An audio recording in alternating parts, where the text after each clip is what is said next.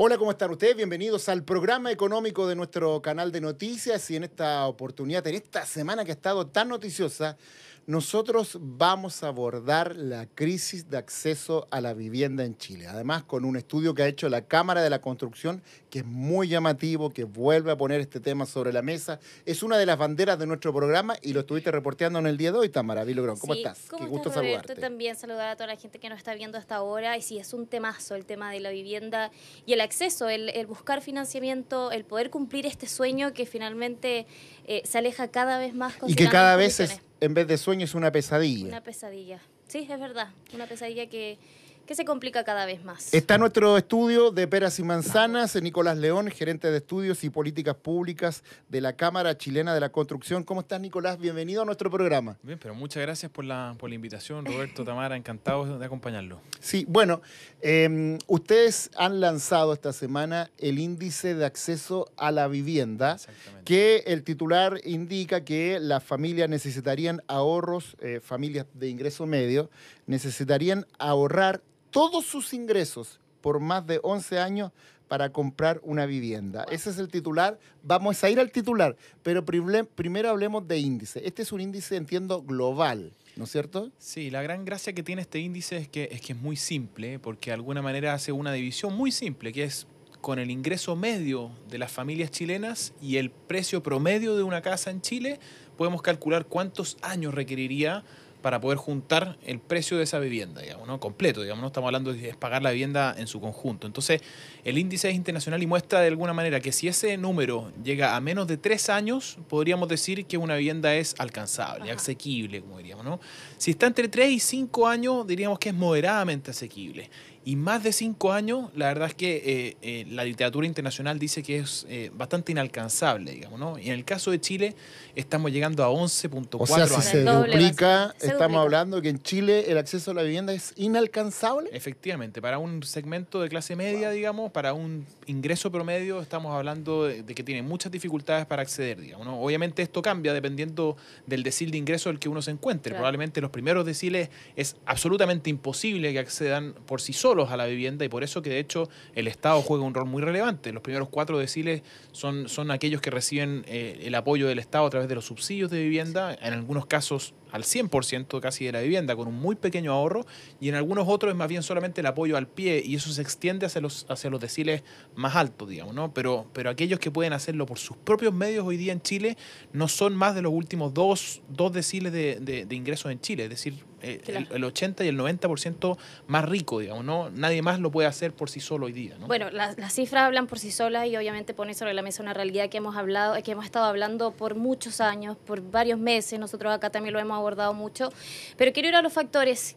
¿Cuál es el origen de todo esto? Me imagino que son varios, es multifactor, me imagino, lo que están incidiendo en que las familias tengan que ahorrar la totalidad de sus ingresos durante 11 años. Pero ¿cuáles son los factores que están incidiendo en este drama finalmente? Sí, en Chile este problema no era tan grave hasta hace 10 años atrás, digamos. De hecho, estábamos normalmente en un número de alrededor de 4, 4,5, incluso llegamos a estar a 5, que es lo razonable, ¿no? El problema es que hace 10 años se empieza a despegar, digamos, ¿no? ¿Y por qué?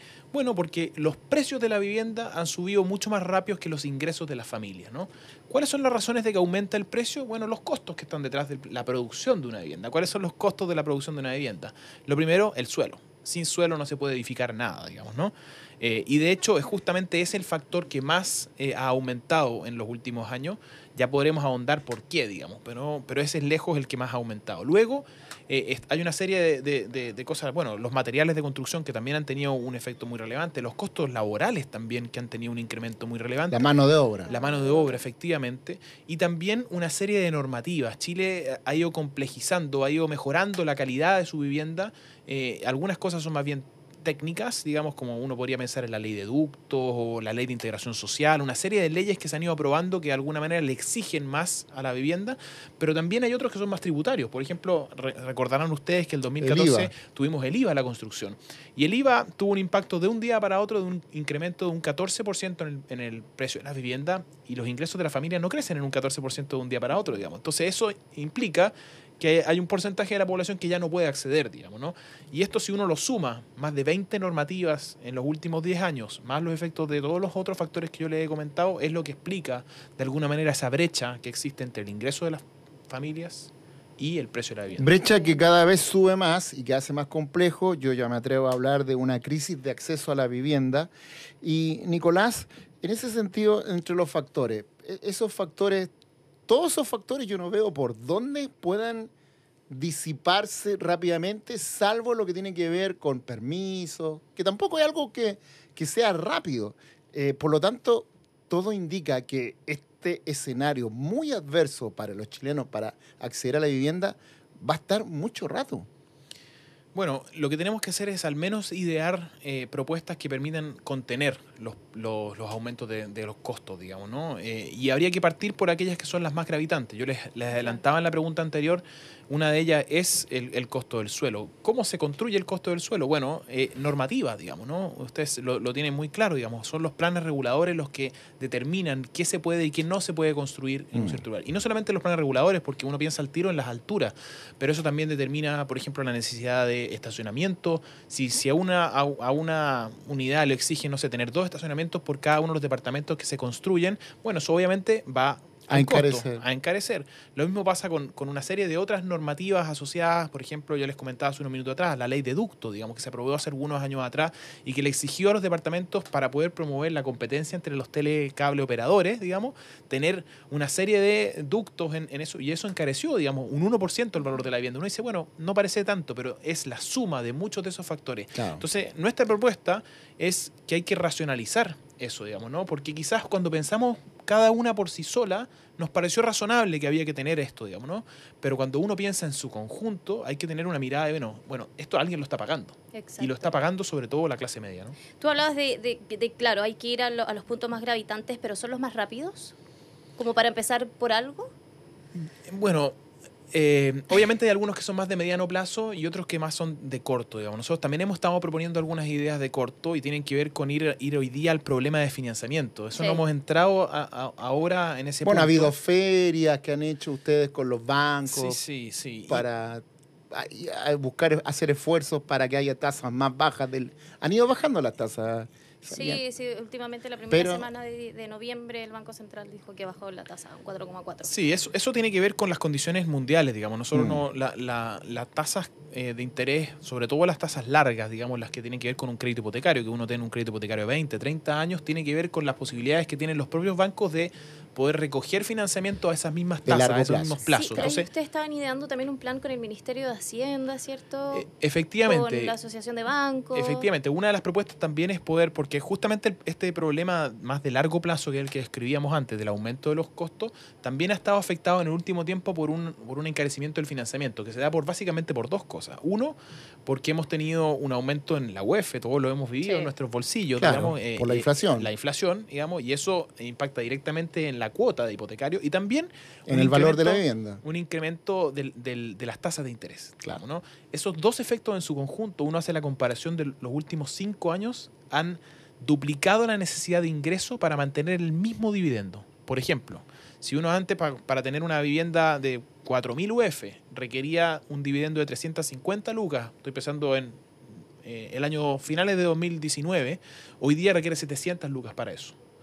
Entonces, y los ingresos de la familia, nuevamente, no crecen de un día para otro, no se duplican, digamos. Entonces, hay muchas personas que no están pudiendo acceder. Por lo mismo, nosotros hemos propuesto, con la Asociación de Bancos, al Ministerio de Hacienda, buscar alternativas para poder subsidiar específicamente en esos segmentos, los segmentos más bien de la clase media. Estoy pensando hasta 4.000 UF, digamos, entre 4.000 y 2.000 UF. Entonces, poder entregarle un apoyo a esa familia y de otra manera también permitir reactivar, digamos, porque ese sector, el sector inmobiliario, ha estado muy parado. Ustedes lo habrán visto en la ciudad, digamos, no se están construyendo cosas nuevas porque hoy día hay más de 105.000 unidades que están en el mercado. Que están listas, pero no se venden, está taponeado. Exacto. Entonces, la constructora que tiene 2 edificios que no se venden no va a ir por un tercero, no tiene entonces su obrero funcionando y todo lo que rodea la cadena de la ferretería, el que le vende el cemento, el fierro, todos pierden y ahí la economía se complica.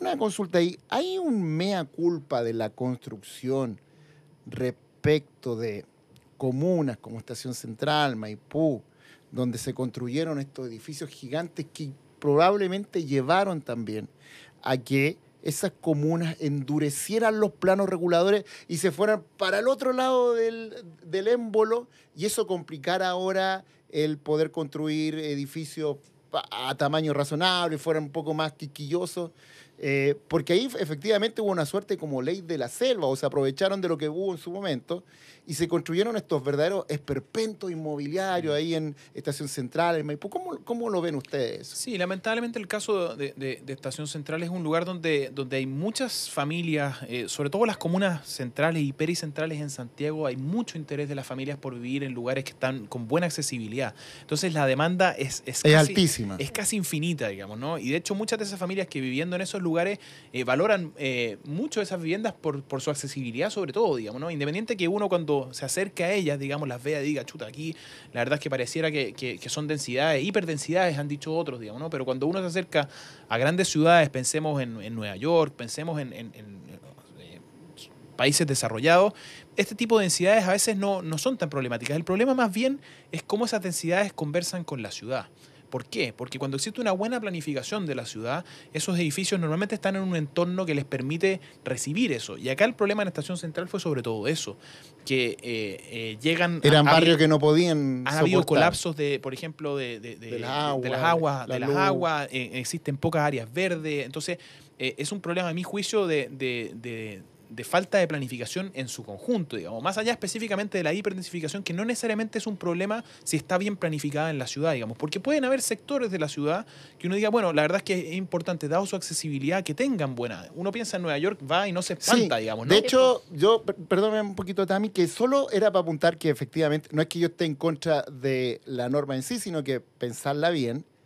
Desde el punto de vista, he leído mucho eso, de que es súper bueno que en la cercanía de un metro, por ejemplo, haya densidades muy altas para aprovechar el metro. Obvio. Y después más hacia adentro ir bajando en la normativa, efectivamente. Pero creo que efectivamente en Estación Central y en Maipú, esa línea creo que se caminó por la cornisa, y ahí también yo he conversado con gente que yo tengo sombra las 24 horas del día en invierno y verano.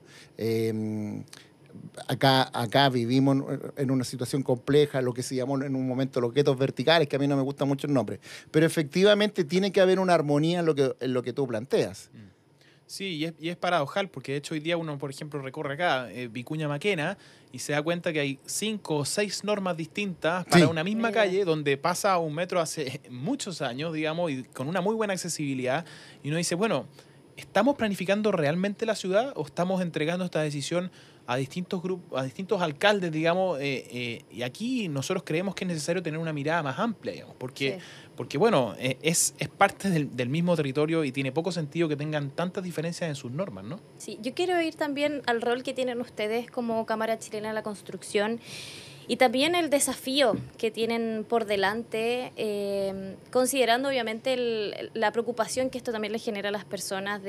Yo creo que mucha gente probablemente se sorprenda al escuchar de que tengo que ahorrar quizás todo mi sueldo durante 11 años para adquirir una vivienda propia. Pero ¿cuáles son los desafíos que se vienen? Porque esto también no solo es en Chile, es en el mundo, y este índice también es internacional. Nueva Zelanda nos sobrepasa por, ¿cuánto? 11,6 años. Pero eso, quiero ir al desafío y el rol que tienen ustedes para mejorar o darle quizás un poco de espacio a esa ilusión que tiene la gente de obtener la casa propia. Sí, nosotros como Cámara no vamos a dejar nunca de insistir en este tema. Para nosotros este es un tema realmente esencial, digamos, ¿no? Creemos que un país que quiere ofrecerle oportunidades a todos, digamos, a las familias, tiene que hacerse cargo del tema de la vivienda en su conjunto y lamentablemente en Chile hemos ido empeorando en nuestra calidad de vida en este punto específicamente. Y por lo tanto, los esfuerzos que hacemos de levantar este tipo de investigaciones, de llegar con propuestas, digamos, ¿no? Porque a veces uno podría pensar que la propuesta, no sé, de financiamiento es lo más relevante, pero si nos damos cuenta que el encarecimiento ha venido por el suelo, bueno, hay que pensar en cómo buscamos alternativas de ese punto de vista. Si hemos visto que el encarecimiento ha venido por normativa, bueno, ¿cómo logramos que se racionalice esa normativa, etcétera?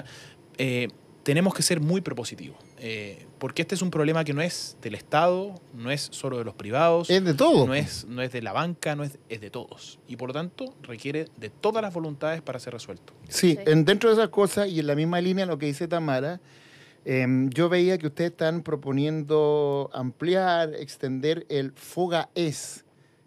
Primero la gente lo que es el FOGAES, algunos de los que están viendo el programa a lo mejor no lo manejan, y de qué manera podría servir en esta situación tan crítica de acceso a la vivienda que estamos teniendo en Chile. Sí, el FOGAES fue un instrumento que crea este gobierno para poder ofrecer financiamiento, por eso se llama Fondo de Garantías Especiales, eso es el acrónimo, y es un instrumento que crea para poder entregar distintos apoyos y se puede utilizar para distintas cosas. En el último tiempo se ha usado justamente para el sector construcción porque ha sido uno de los más rezagados, y no solamente construcción, sino que también vivienda, ¿no? Y el que le sirve más bien a las personas en su día a día es el FOGAES Vivienda, porque hay varios otros, entonces voy a entrar específicamente en ese. ¿Y para qué ha servido este fondo?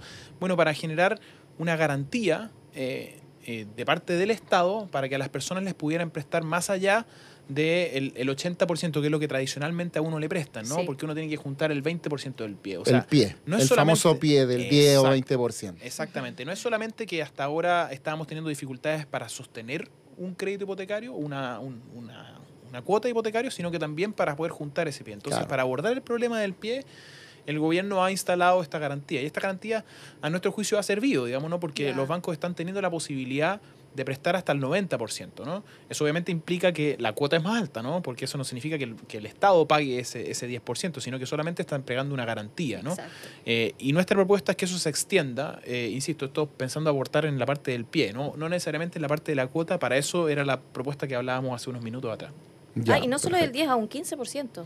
Sí, nuestra propuesta es llegar al menos a un 15% y extenderlo por 2 años. Eso es lo que hemos propuesto con porque eso tenía una fecha ahora a fin de año. En diciembre, ¿no? Se acaba el plazo. Efectivamente, esto ya fue extendido en una ocasión. Sí, se fue extendido en una ocasión. Y termina ahora en diciembre, el 31 de diciembre, según. Bueno, y por lo menos 2 años. Nuestra propuesta es llegar a 15%, lo cual permitiría a los bancos incluso prestar hasta el 95%, si fuera ese caso, y extenderlo al menos por 2 años. Oye, yo soy reportero de economía hace mucho tiempo. Estando a Ninat como ministro de Hacienda, hubo una situación parecida desde el punto de vista de que estaba costando mucho a la gente comprar vivienda, no por estas condiciones de ahora, no eran tan malas las condiciones, sino que porque la economía andaba mal. Entonces estaba complejo. Y empezó a acumularse un gran stock de vivienda también. Y en esa oportunidad, Aninat sacó la ley de el IVA a la construcción. No cobrar el IVA a la construcción y así entonces hacer que la compra sea más barata desde ese punto de vista. Finalmente no te cobra un impuesto y se destapó en ese momento la venta de vivienda. Esa podría ser una solución para el problema de ahora que tenemos más de 100.000 viviendas disponibles, departamentos, casas nuevos ahí con el plástico listo y para venderlas, pero que lamentablemente por todo lo que hemos conversado la gente no ha podido hacer. ¿Podría ser retomar nuevamente este tema del IVA a la vivienda? Sin duda, esa podría ser una de las propuestas y hay que pensar que hay que ver este sobrestock como una oportunidad, digamos, ¿no? Porque no es normal que hayamos tenido, de hecho, descuentos importantes de las unidades. Hoy día ustedes ven cuando van las ferias de inmobiliarias, etcétera, que hay descuentos de 25 hasta 30% en unidades. Entonces, si es que a uno a eso, aparte, le logra entregar un apoyo específicamente, que es nuestra propuesta más específica, en la tasa de interés, bueno, podríamos lograr que haya un doble descuento, ¿no? Hay un subsidio del Estado y aparte un apoyo, o en el caso que propones tú, Roberto, más bien eximir del IVA, digamos que sería un segundo incentivo. Entonces eso, por un lado, permite a familias, sobre todo de la clase media, acceder a la vivienda y por otro lado, reactiva un sector que es tan importante, que es para el empleo, digamos. Ahora, ¿no? Yo he conversado con Hacienda este tema y me han dicho, ¿sabes cuál es el problema que hay de la gente que toma la decisión? Que ellos ven que si se toma esa medida, podría beneficiar más a los inversionistas inmobiliarios, gente que maneja dinero y que compra muchas propiedades para después, arrendarla, qué sé yo, más que a la señora Juanita, a don Pedro, don Lucho. Claro. ¿Cómo lo ves tú esa preocupación? No, y el otro problema también que nos han manifestado, esto nosotros lo hemos hablado. Que me parece coherente también, ¿eh? Y el otro problema que tiene es que, bueno, el país está enfrentando una estrechez fiscal muy relevante, digamos. Claro, entonces es difícil que suelten la billetera para impuestos. Sí, a propósito de los problemas de la discusión de presupuesto, hemos visto un debate muy intenso en esto. El Consejo Fiscal Autónomo también ha dado su parecer en este tema y por eso mismo nosotros hemos sido lo más creativos posible y hemos buscado alternativas, digamos. Y la que estamos proponiendo hoy día, a nuestro juicio, tiene bastante, que es lo que ya comentamos hace unos minutos atrás, de alguna manera subsidio a la tasa de interés, digamos, tiene la ventaja de que al reactivar el sector permite recaudar IVA de viviendas que no se habrían vendido de alguna otra forma. Y esa recaudación de IVA se va a ir de alguna manera pagando en el tiempo, porque el subsidio de tasa no se paga todo de una vez, sino que se empieza a pagar en la medida que uno va incurriendo en el crédito hipotecario, ¿no? Entonces uno, al traer, esto ya un poco financiero, lo lamento, pero al traer a valor presente ese costo para el Estado y lo compara con el mayor ingreso que tendría por el efecto IVA, es una política que de alguna manera es casi neutral desde el punto de vista del fisco, que es justamente también lo que está buscando el ministro Marcel, ¿no? Sí, bueno. Oye, ¿y alcanzo a hacer Sí, la última pregunta? cortita, rápido. Cortita y rápida. Bueno, bajó la tasa de interés, viene con una tendencia a la baja. ¿Cómo lo ven ustedes? ¿Va a seguir así hasta el próximo año? Toca madera, para que siga. Yo me asusté, así como... Son buenas noticias. Un veranito de San Juan. Han caído al menos 50 puntos base en las últimas semanas. Eso son buenas noticias. Lamentablemente no creemos que vayamos a volver a las cifras que tuvimos hacia 2019 con tasas de interés casi al 2%, digamos, muy baja. Pero eso bueno, no debe impedir, digamos, porque uno, en la medida que vayan bajando las tasas de interés, uno siempre tiene la posibilidad de renegociar sus créditos hipotecarios y hacer la baja. En cambio, tener bajas en los precios de la vivienda como las que hemos tenido, no hay por dónde negociarlo.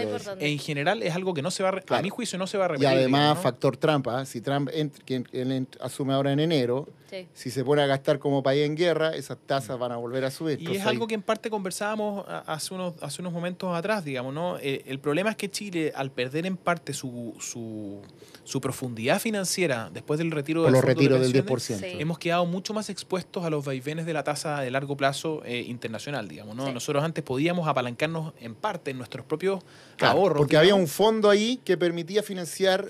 Y son fondos de largo plazo. Créditos de largo plazo. Exactamente. Y ese fondo se secó. Y es justamente en este segmento, ¿no? Porque en el fondo esos fondos de largo plazo son justamente los que los bancos buscan para poder financiar un crédito de largo plazo como un crédito hipotecario. Atención a los parlamentarios que aprobaban esto y que decían que esto, no, si los retiros no pasa nada, no tiene efecto nada. Bueno, ahí tienen a miles y miles de chilenos que no pueden acceder a la vivienda, entre muchos factores, los retiros del 10%.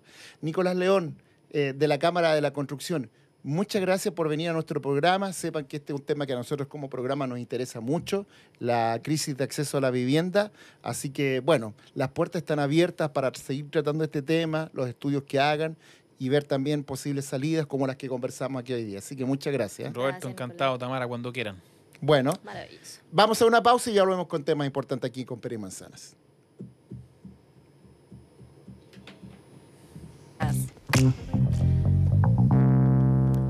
Bueno, seguimos haciendo nuestro programa económico con peras y manzanas. Tamara, vamos a hablar ahora de esta normativa que ha sido muy llamativa de la Ley de Cumplimiento Tributario, que obliga a los bancos a informar cuando una persona recibe más de 50 depósitos bancarios, transferencias bancarias más bien, de distintos RUT. Tú sabes que ha quedado la escoba, por ejemplo... entre los pichangueros. ¿Me tengo que preocupar? Es que yo creo que te debe tocar. Por ejemplo, entre los pichangueros siempre, bueno, se arrienda una cancha, qué sé yo, y va uno y la paga. El capitán la paga, que sé yo, después todos le depositamos 2 lucas, 3 lucas, dependiendo de la cancha. Y ese gallo puede hacer 50 depósitos de distintos RUT en un mes, pero fácil, porque más o menos son 14, 15 personas por fin de semana. A veces hay partidos miércoles y fin de semana. Por lo tanto, multiplica eso por 8 veces al mes. O sea, fácil. Tienes 50 depósitos. Por lo tanto, ese señor, su banco le va a decir, aquí tenemos un señor que recibió en el mes de octubre 50 depósitos. Y tú, por ejemplo, si vas a una comida, por ejemplo, y alguien, yo pago, después ustedes me depositan. Después me depositan. O las rifas solidarias también, ¿qué va a pasar con eso? Con todas esas actividades sociales. Bueno, esto tiene que ver por la gente que está vendiendo y que... Comercio informal. Yo creo que tiene que pagar impuestos. O sea, obvio. ¿Por qué una persona que tiene un negocio paga impuestos por lo que vende y un señor que vende de manera informal no? O sea, claro, es comercio informal. Bueno, todas esas dudas respecto de esa normativa, que tiene mucha gente mirando esto con preocupación, las vamos a resolver, las vamos a responder con nuestro invitado de ahora, Carlos Moreno, abogado socio del estudio Peritum, ex jefe del Departamento de Delitos Tributarios del Servicio de Impuestos Internos. Carlos Moreno, bienvenido a nuestro programa. Hola, Con Carlos. Peras y Manzanas. Hola Roberto, hola Tamara, muchas gracias por la invitación. Bueno, partamos hablando de la esencia de esta normativa que está dentro de la Ley de Cumplimiento Tributario. ¿Qué es lo que busca esto? Perfecto. Lo primero, y de hecho que bueno que lo preguntas, porque el espíritu de la norma en sí es recaudatoria y busca disuadir también la evasión. No es que tenga un fin de aumentar la producción, de generar inversión, no, es un fin netamente recaudatorio. Por lo tanto, si uno analiza las normas que están contenidas en la ley 21.713, el 95% van a recaudar. Algunas medidas que son para aplaudirla totalmente, como por ejemplo estas condonaciones que se le dieron a los contribuyentes para pagar deudas atrasadas en tesorería. Sí. Me imagino que ha entrado muchísimo dinero al arca del fisco producto de esta medida. Hay otras que, como mencionabas tú, han generado dudas dentro de la ciudadanía. Sí, eso es verdad. Sí. Es muy importante lo que dice, porque la ley de cumplimiento tributario son muchas cosas, y esta es solo una. Son varias normativas. Hay una que, claro, sí. Lo que tú dices favorece a la gente. Pero básicamente lo que busca es que si alguien está vendiendo algo, que pague los impuestos por esa venta, ¿no? Exactamente. Tiene un ánimo recaudatorio, como te decía, y dentro de ese recaudar no es solo recaudar en un punto. Hay ciertas normativas que van hacia eso. Por ejemplo, lo que decía de la tesorería, ¿ok? Págueme ahora lo que me dé. Pero el hecho de hacer que los contribuyentes se formalicen, y ese es un fin último de estas medidas, es hacer que los contribuyentes se formalicen. Entonces, eso va a generar que ese contribuyente no solo te va a pagar este año, te va a pagar el próximo y el próximo. Y obviamente eso va a generar una recaudación proyectada en el futuro. ¿Y qué va a pasar? Bueno, Roberto hizo una gran introducción de todos los casos de personas que están preocupadas en redes sociales. Yo también vi un montón de gente que le preguntaba al Servicio de Impuestos Internos en la cuenta de X, que sí. Estaba llenísimo de qué pasaba con el pichanguero, el que hace el asado, la tesorería del curso, la rifa solidaria. ¿Qué va a pasar ahí? ¿El Servicio de Impuestos Internos me va a fiscalizar? Bueno, de hecho el Servicio de Impuestos Internos tomó estas inquietudes de la ciudadanía y la semana pasada ya sacó un pronunciamiento buscando dar tranquilidad también a las personas. El servicio destacó 3 puntos. Lo primero son aquellos contribuyentes que efectivamente sus ingresos dicen relación, o las transferencias que reciben, dicen relación con actividades sociales. Bueno, la respuesta del servicio frente a eso fue que a ellos no los va a fiscalizar. Y de ahí toma algunas decisiones en el sentido de que no solamente va a considerar la información de las transferencias, sino que va a tener que tener otros antecedentes para poder generar una fiscalización en esos casos. ¿Ya? Ahora, el segundo punto es, hay contribuyentes que están formalizados ya y que evaden por la vía de recibir transferencia y no emitir el documento tributario respectivo. Algunos locales que cuando las personas iban le decían, oye, no me pagues con Transbank. Págame en efectivo o transfiéreme a otra cuenta. Exacto. Entonces a esos contribuyentes el Servicio de Impuestos Internos les dijo, mire, yo así lo voy a fiscalizar y lo voy a sancionar porque usted está dentro de la formalidad pero evadiendo de forma consciente. Estoy cachando, como diríamos un buen chileno. Exactamente. Bajo la lupa. Exactamente. La lupa de impuestos internos. La gran lupa. Y ahora más grande. Mira. Claro. Y el tercer punto que destaca el Servicio de Impuestos Internos, que yo también lo agradezco harto, es que el servicio dice a los contribuyentes que no se han formalizado y que por esta vía se formalicen, yo los voy a acompañar en su formalización. Tenemos que pensar que ya hace bastante tiempo, no sé, 10 años, el Servicio de Impuestos Internos tiene esta visión de acompañar en el cumplimiento tributario. Sí. Entonces, hacer un formulario 29 es mucho más fácil, o 10 veces más fácil de lo que era hacerlo hace 10 años. Te lo hace solo el sistema. Te lo hace el sistema. Y pensemos en eso mismo. Si el Servicio de Impuestos Internos tiene la información de las compras porque te formalizaste y compraste ahora con factura, tiene la información de las ventas porque estás vendiendo con boleta o con factura, bueno, el Servicio de Impuestos Internos en abril va a decir ingreso menos egreso, ok, te preparo la renta.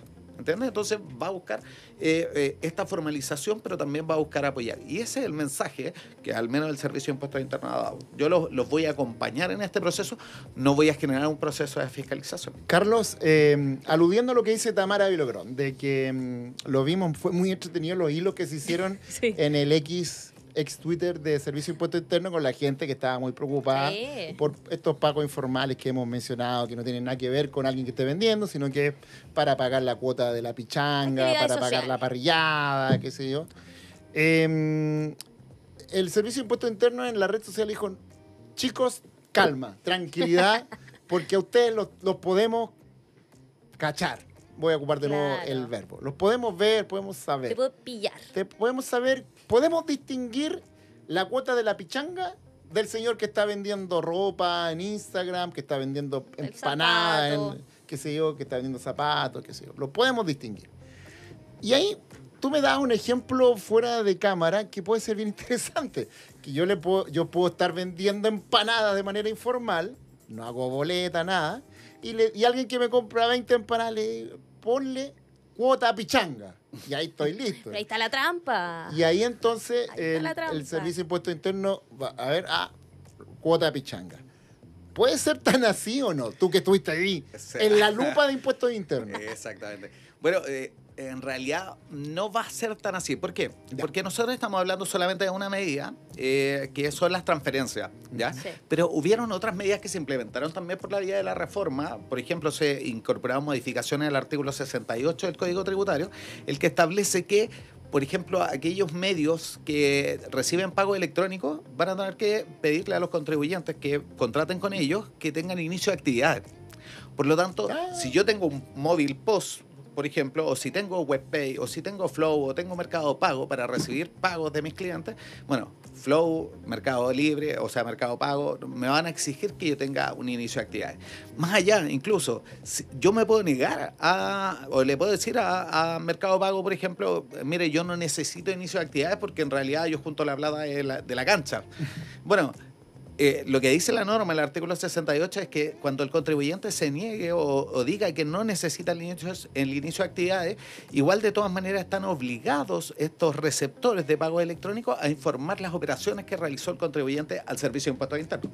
Por lo tanto, claro, yo le puedo decir a la persona que me compra 20 empanadas, le puedo decir, oye, ponle ahí préstamo o uniforme de los niños, pero en realidad si es un comercio que recibe pago electrónico, bueno, el Servicio de Impuestos Internos va a recibir esa información. O sea, no me quedó claro. El pichanguero, por ejemplo, ya recibió 50 transferencias a distintas personas. ¿Puede notificarlo el Servicio de Impuestos Internos? Podría, salvo que el Servicio de Impuestos Internos ha dicho que, además de la información de las transferencias, va a juntar con otros antecedentes. Cruzar datos. Va a cruzar datos. Sí. Pero eventualmente podría pedirme datos y yo como, hola servicio, no, estos son porque son mis amigos que me están pagando la cuota de la pichanga. Exactamente. El problema, de hecho yo no niego que pueda haber un proceso de fiscalización. Va a ser difícil porque ese nivel de trabajo con datos, actualmente el Servicio de Impuestos Internos no lo tiene. De hecho, se les faculta ahora a través de la ley de implementar inteligencia artificial, tecnología dentro del análisis de datos. Y eso probablemente los vaya a utilizar para eso. Pero primero tiene que desarrollar el producto. Entonces, tenemos que pensar que esta medida de las transferencias ya está corriendo. O sea, perfectamente, si tú organizaste un partido, este mes has organizado 4 partidos, ya tienes las 50 transferencias. En enero, el banco le va a avisar ya al Servicio de Impuestos Internos. Y diciembre, las fiestas, todos los asados de fin de año. Y el banco tiene que decirme a mí, oye, te estoy diciendo impuesto interno, no, esa información va directo al Servicio de Impuestos Internos. Bueno, y en enero ya podríamos tener más detalles de cómo ha funcionado esta normativa, porque ahí es como la primera etapa o el primer informe de los bancos, ¿no? Exacto. La primera información, la primera declaración jurada la va a tener que presentar el banco a el Servicio de Impuestos Internos en enero del 2025 respecto de las operaciones desde julio 2024 los últimos 6 hasta diciembre de 2024. Entonces, lo que te quería comentar hace un rato es, ok, el pichanguero, quedémonos con esa figura. ¿Qué pasa si en 3 años más llega el Servicio de Impuestos Internos? Porque las fiscalizaciones funcionan así. El hecho sucede hoy día, pero el periodo de prescripción para la fiscalización es en 3 años. Por lo tanto, en 3 años más puede ser que el Servicio de Impuestos Internos te pregunte y tú ya no te acuerdas ni el resultado. Oye, hace 3 años.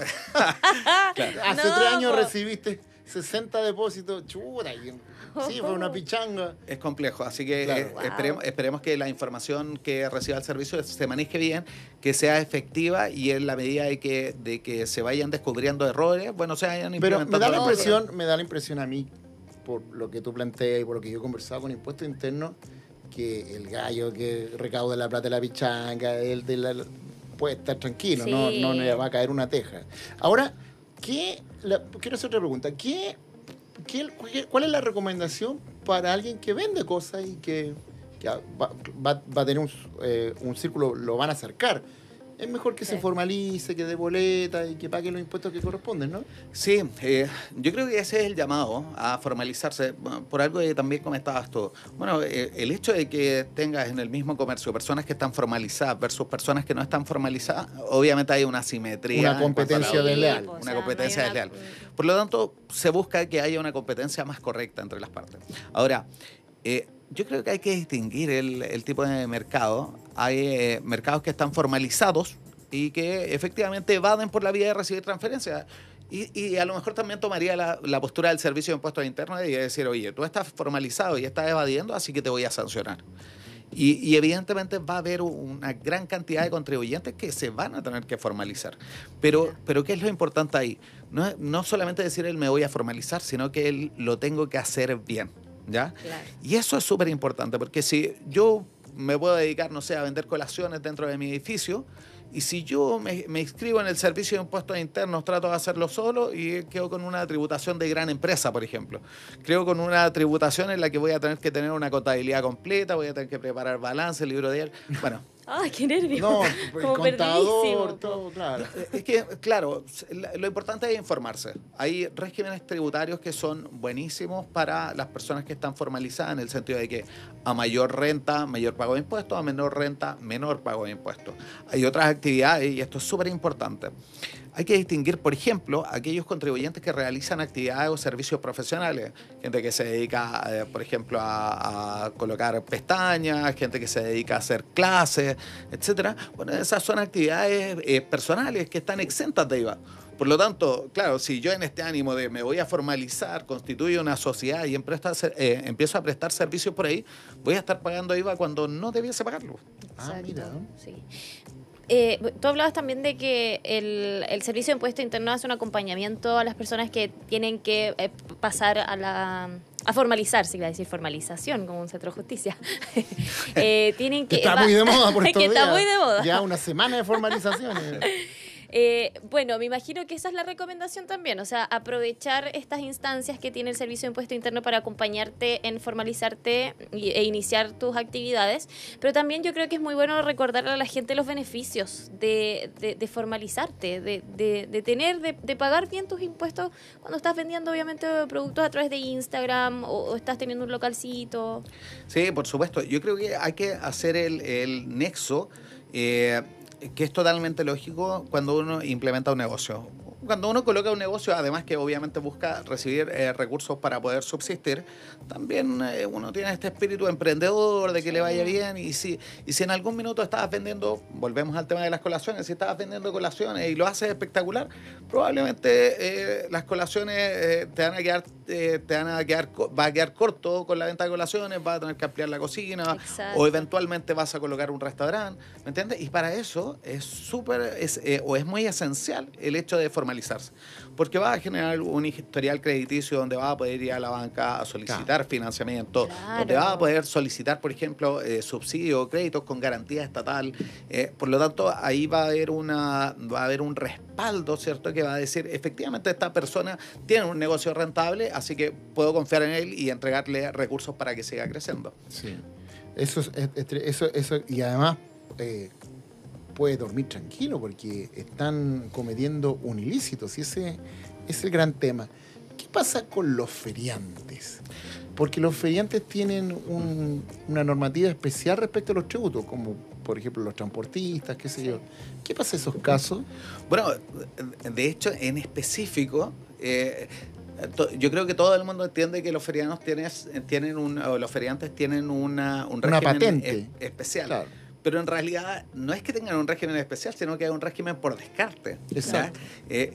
Y esto pasa porque esto está establecido en los artículos 24 de la ley de la renta y 29 de la ley del IVA.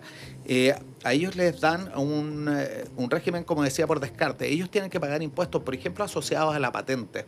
¿Ya? Cuando van a sacar patentes y sacan patentes como feriantes, tienen que pagar... Que es trimestral o semestral. Exacto. Claro. Y ese es su impuesto, independiente que vendan 40 sacos de papa o 10. Exactamente. Ahora, no pagan un IVA por ese kilo de papa. Sí. Igual antes de esto hubo una preocupación especial por parte del Ministerio de Hacienda respecto de los feriantes y de hecho se levantó un protocolo de trabajo con los feriantes. Y lo que se proponía ahí es que los feriantes empiecen a pagar impuestos del 1.5% por las operaciones que realicen a través de pagos electrónicos. No sé si lo habían escuchado. Sí. 1.5%, eso va a significar entonces una mayor contribución y va a estar muy asociada a los pagos que tú recibas por medios electrónicos. Por lo tanto, se espera que los medios electrónicos se masifiquen, que tú puedas pagar en la feria. De hecho, ya hay mucho. Locales de feria que tienen Transbank u otros. Mercado Pago, otros POS. Exactamente. Eso, el POS. La dificultad está en que ellos no realizan sus actividades en un espacio definido, sino que son itinerantes, o sea, van de una feria a otra. Claro, durante la semana trabajan en distintos sectores o en distintas comunas. Exactamente. Entonces eso hace difícil que el Servicio de Impuestos Internos pueda controlar. Por ende, le da este régimen que es mucho más fácil de cumplir, en el sentido de que puede ser por la vía de una tasación, que es actualmente lo que hay.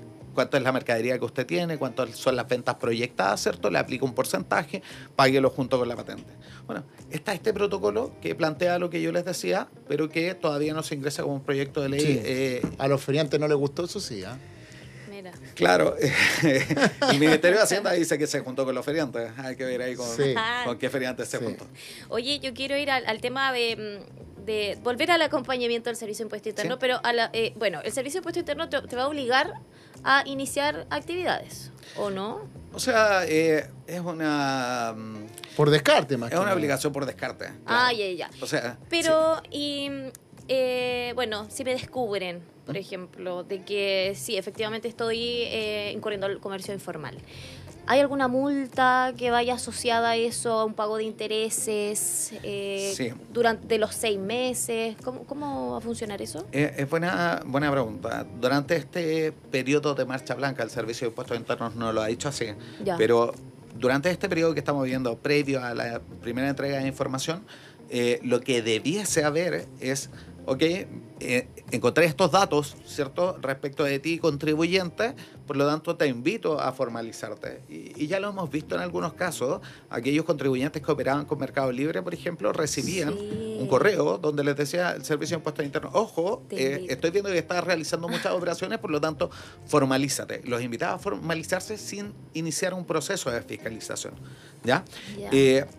Ahora, después de eso, probablemente haya, una vez que ya entre en pleno vigor la norma, ¿cierto? Sí. Probablemente hayan algunas medidas y las facultades están. Ya estaban antes de esta reforma, en el sentido de el comercio clandestino, por ejemplo, establecido en el artículo 97, 8 y 9.